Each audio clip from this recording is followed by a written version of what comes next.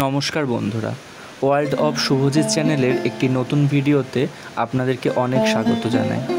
আজ আপনাদেরকে বলবো পশ্চিমবঙ্গের প্রসিদ্ধ কালী মন্দিরগুলির মধ্যে অন্যতম আদ্যাপীঠ মন্দির সম্পর্কে। মন্দিরের সমস্ত খুঁটিনাটি তথ্য জানতে ভিডিওটি স্কিপ না করে সম্পূর্ণটি দেখুন। দক্ষিণেশ্বরের কিছু দূরেই দেবী আদ্যার এই পীঠস্থান, যেখানে দেবী কালী আদ্যাশক্তি মহামায়া রূপে পূজিতা হন।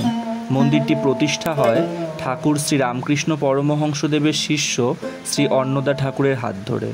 এই আদ্যাপীঠের সঙ্গে জুড়ে রয়েছে নানা অলৌকিক কাহিনী।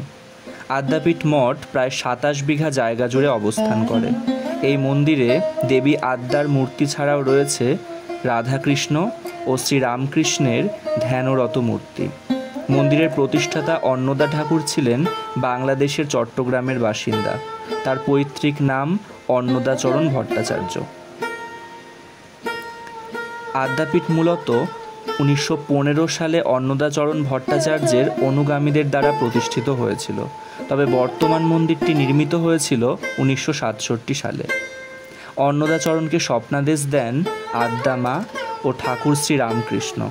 অন্নদাচরণ একদিন স্বপ্নাদেশ পান ঠাকুর শ্রী রামকৃষ্ণ পরমহংসদেবের। স্বপ্নাদেশে শ্রীরামকৃষ্ণ তাকে ইডেন গার্ডেন্সে গিয়ে সেখানে ঝিলের পাশে নারকেল ও পাকুড় গাছের কাছ থেকে কালী মূর্তি নিয়ে আসতে বলেন।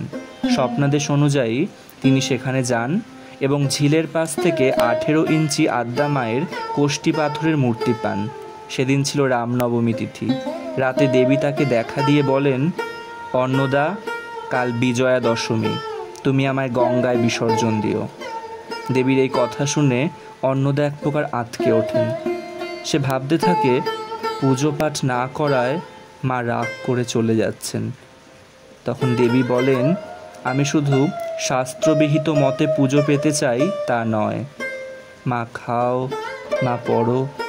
এমন সহজ সরল প্রাণের ভাষায় যে ভক্ত নিজের ভোগ্য বস্তু এবং ব্যবহার্য বস্তু আমাকে নিবেদন করেন, সেটাই আমার পুজো।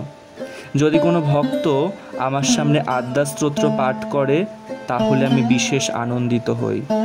এরপর দেবী আদ্যা স্তোত্র বলেন এবং অন্নদা তা লিখে রাখেন। সেই স্তোত্রই বর্তমানে আদ্যাপীঠে পাঠ হয়। পরে দেবী আদ্যার স্বপ্নাদেশ মতো অন্নদা বিজয়া দশমীতে মূর্তিটি বিসর্জন দেন মাঝগঙ্গায়।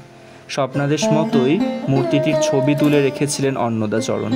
সেখান থেকে তৈরি হয় বর্তমান আদ্যা মূর্তি। বাংলার 1325 সালে শ্রী রামকৃষ্ণ তাকে স্বপ্নে সন্ন্যাস দীক্ষাও দেন। আদ্যাপীঠের ভোগ খেতে চাইলে কুপন কাটতে হয়, যার মূল্য মাত্র 60 টাকা।